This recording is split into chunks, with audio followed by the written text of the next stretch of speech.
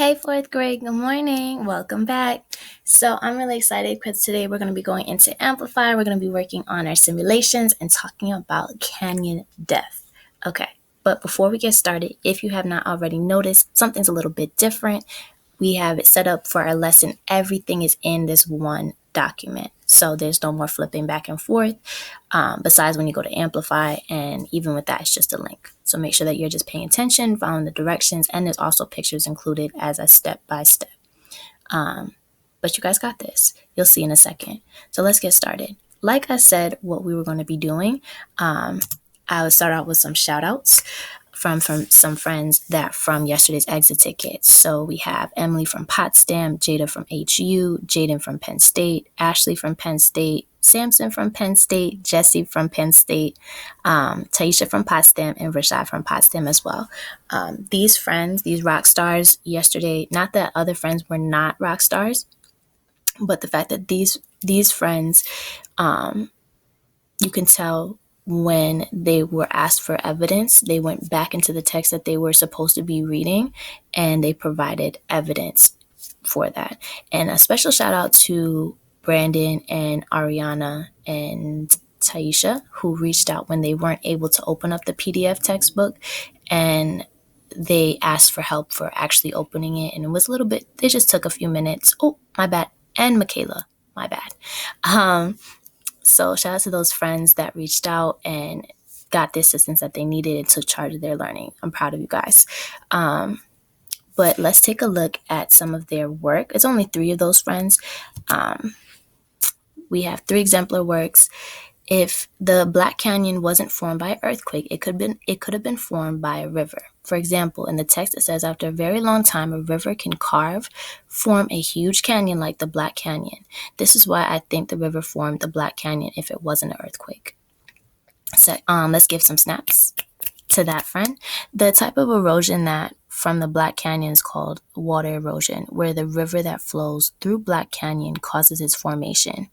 It is shows in the text that when the body of water flows over the rock, causes small pieces of sediments to get carried away, which also breaks away small pieces of rock due to the sediment flowing in the water. Last one. Oh, my bad. Let's give some snaps to that second friend. A river formed the Black Canyon. In the text, it says a river can form a deep canyon over time by breaking off pieces of rock and carrying them away. It also says when rivers flow over rock, they pick up sediment and carried away. The pieces of sediment can bump into solid rock and break off small pieces. The sediment in the flowing water breaks off more and more pieces of rock. After a very long time, a river can carve a huge canyon like Black Canyon. Give some snaps to those 3 friends and to that last response. I picked those responses because they had that clear claim and they had at least one piece of evidence, specific piece of evidence that were different.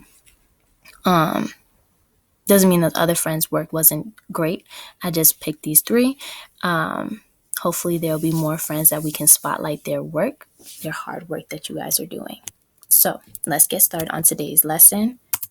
Our big question: how do fossils and other rock layers get uncovered? Key vocabulary. We did this word yesterday, but of course we're going to review it real quick. The word is erosion. Yes. And what does that word mean? When rock, soil, or sand is worn down and moved from one place to another by water, wind, or ice. So we took a look at these 2 different canyons, the Desert Rocks Canyon and the Keller's Canyon. And we were paying attention that the difference were the amount of layers that were exposed, but then we also started talking about the depth. So the Desert Rocks Canyon depth was 1,000 meters, which is a lot larger than the Keller's Canyon's depth, which is 500 meters.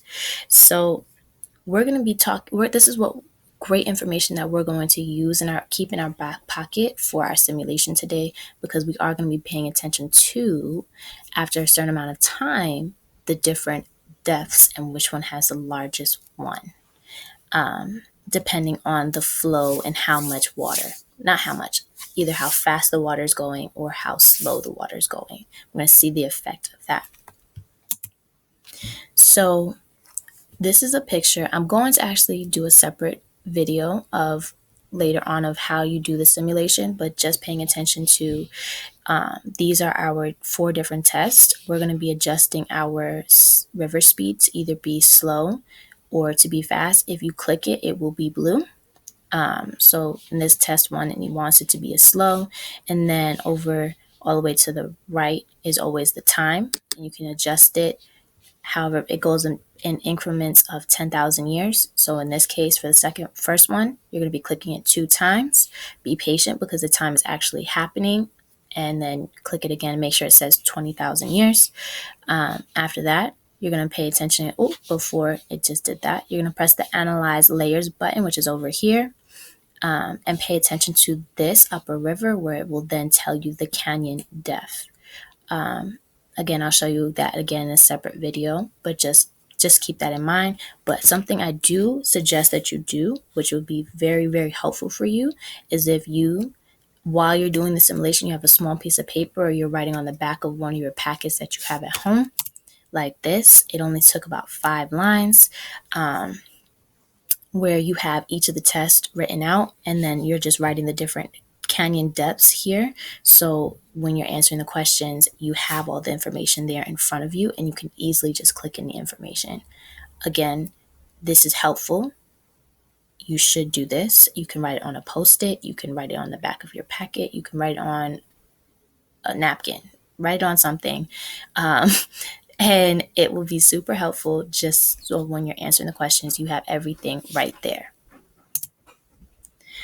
After today's lesson, you should have this understanding that rock layers and fossils get uncovered when the rock above them is eroded. Rocks can be broken down and eroded by things in the environment such as wind, water, plants, and ice.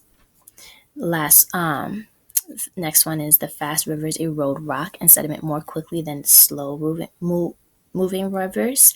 And then the top sediment layers erode more quickly than the rocks below it. So those are your key takeaways by the end of the lesson. Use that to help you during the simulation.